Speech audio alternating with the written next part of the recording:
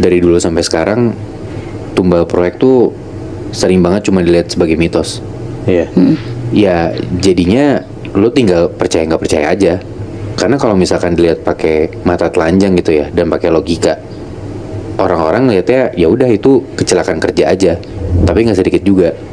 Kalau dari kacamata mistis, ternyata memang itu bukan cuma kecelakaan kerja, tapi bahkan beneran banyak korban yang jadi tumbal proyek. Ada satu jalan tol di daerah Jawa yang nggak bisa gue sebutin namanya, dan kejadian ini pun juga emang bener-bener dirahasiain.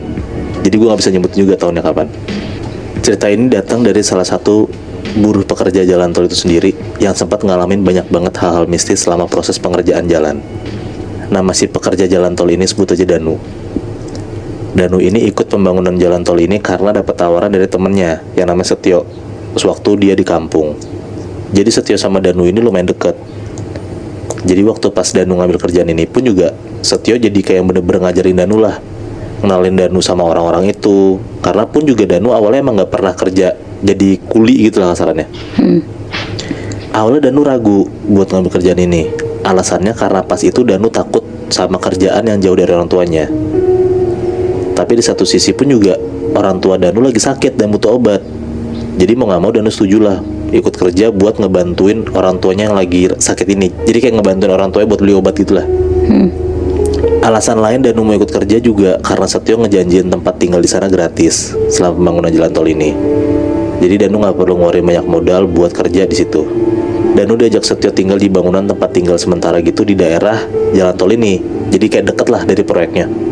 Oh, tempat yang si kuli-kuli ini istirahat gitu ya? Iya. Yang rumah dari apa? Triplek gitu ya? Iya benar. Oke. Singkat cerita, Danu mulai kerja di sana bareng sama Setio pastinya ya. Nah selama 2 bulan kerja di sana emang belum ada kejadian apa-apa. Tapi ada satu hal yang jadi perhatian Danu. Ada di satu hari malam-malam, Danu itu ngelihat ada orang-orang berjas datang buat makan-makan. Dan mereka tuh juga ngelakuin bakar-bakar gitu Nat. Nah tempat tinggal Danu ini gak jauh dari tempat para bos-bos yang berjas ini bakar-bakaran.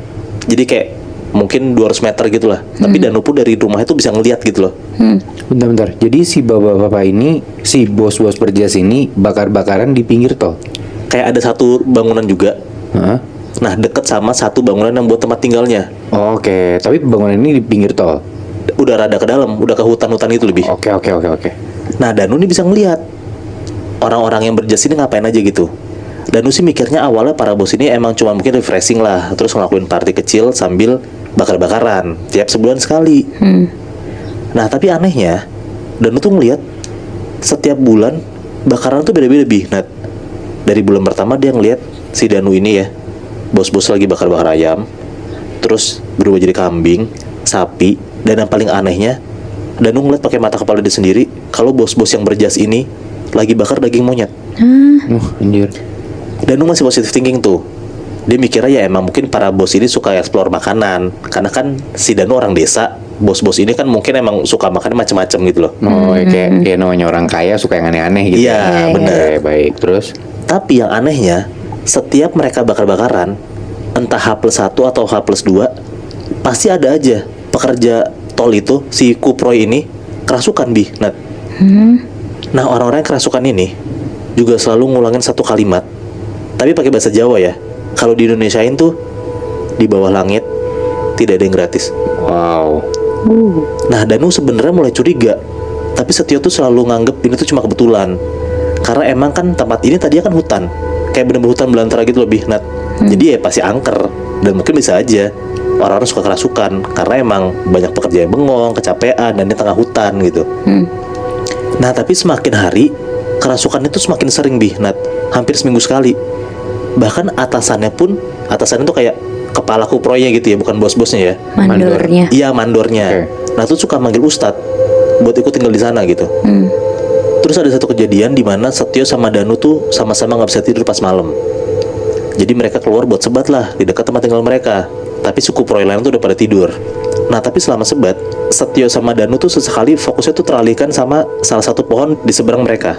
Mereka awalnya mikir itu cuma perasaan mereka kali, tapi lama-lama kok mereka ngerasa ada yang merhatiin mereka ya di dekat pohon itu. Setengah jam mereka sebat, mereka mulai tuh nyium-nyium bau melati gitu Bi. Nah, Setio bilang ke Danu, "Nu, ini kayak ada yang aneh deh Nu," gitu. Nah bener aja, pas Setio sama Danu itu ngeliat ke atas pohon, mereka berdua ngeliat ada kuntilanak lagi duduk pakai baju merah gitu Bi. Nah, refleks tuh Setio langsung ngomong, "Jancu," gitu. Nah Setio sama Danu langsung lah lari ke kamarnya, ke tempat tinggal lagi. Karena dia mikir ya ini udah hal yang gak beres gitu, tengah malam dia ngeliat ada kuntilanak gitu kan. Iya, Iya, iya. iya. Nah setelah kejadian itu, emang makin banyak banget kejadian mistis. Kayak kesurupan yang makin sering, bahkan sampai banyak pekerja, banyak kupro ini jadi kayak pulang cepet gitu, pulang ke kampungnya karena nggak kuat. Terus cerita-cerita pekerja lain juga ngelihat banyak penampakan gitulah. Setio sebenarnya sempat mikir buat ngajak Danu pulang juga, tapi Danu nahan karena dia mikir butuh duit dan udah hampir setahun juga kerja di sana, masa sayang pulang gitu kan, ntar nggak keluar uangnya semua. Singkat cerita, para bos dan atasan ini ngumpul lagi buat bakar-bakaran si orang-orang berjas ini. Nah Danu mikir hari ini pasti mereka bakal, orang-orang ini yang berjas ini ya, bakal bakar-bakaran hewan yang aneh dan gede gitu, mungkin kayak kuda, rusa gitu. Karena hari itu juga bertepatan setahunan proyek mereka, proyek pembangunan tol ini. Nah tapi baru 1 jam bakar-bakarannya dimulai, tiba-tiba banyak banget Bi. Nah pekerja tol itu yang kerasukan, termasuk Setio, temannya si Danu ini.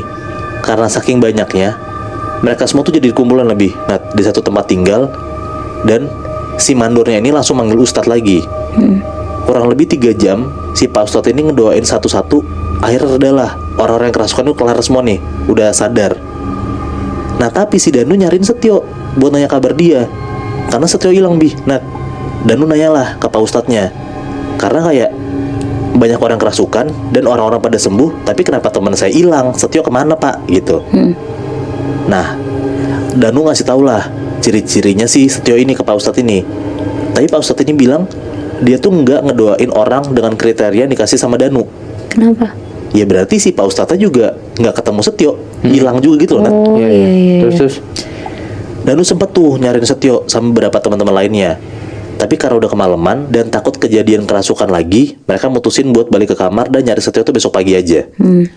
Nah sambil stres, Danu tuh nggak sengaja lagi Bi, Nat, ngeliat bos-bos itu lagi bakar-bakaran di seberang tempat tinggalnya si Danu ini. Nah di situ Danu ngeliat kalau yang dibakar sama si orang-orang ini, si orang-orang yang berjas ini gede banget, besar banget. Tapi nggak tahu apa, karena kan jauh dan si Danu lagi stres banget kan, jadi nggak fokus gitulah.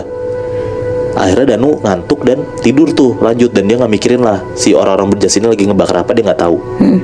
Tapi kebesokan paginya Setio ini bener-bener nggak ketemu, padahal udah semalaman dicari sampai masuk hutan.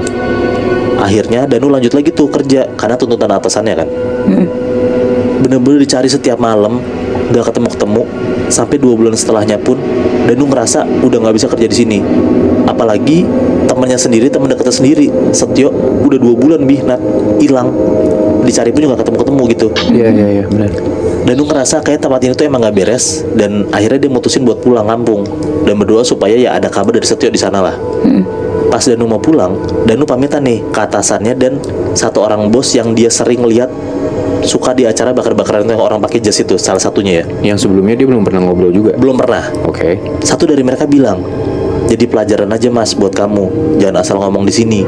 Ini tempat asing," kata si orang yang berjas ini. Ya, Danu bingung tapi dia nggak ngerespon apa-apa. Akhirnya selama perjalanan pulang, Danu tuh jadi kayak mikir aja maksudnya tuh apa gitu, maksud si orang yang berjas ini gitu. Akhirnya Danu mikirin tentang kejadian di malam yang pernah Setio sama Danu lagi ngeliat kuntilanak. Terus si Setio tuh teriak jancok kencang banget gitu loh karena si sosok Oke. kunti ini gitu. Kuntilanak merah itu ya? Iya. Nah mungkin itu juga jadi salah satu penyebab Setio diculik dan dibawa kabur sama si kunti ini.